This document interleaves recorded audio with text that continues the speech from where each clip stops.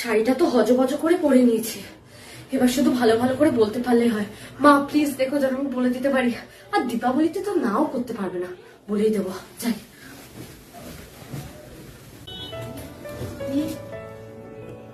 তুমি একটা কথা আছে, চ। আরে কি কথা বলবে তো? আরে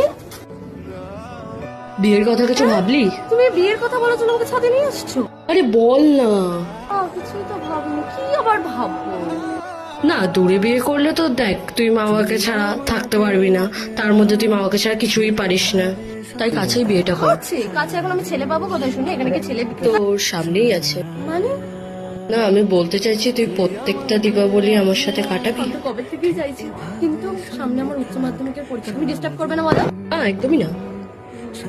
তাহলে তো দীপাবলি কেন দুর্গাপুজো তোমার সাথে কাটাতে রাজি আছি। আমার এসব অনেক হয়েছে, এবার আমি একটাও বাজি ফাটাইনি। চলো আগে বাজি।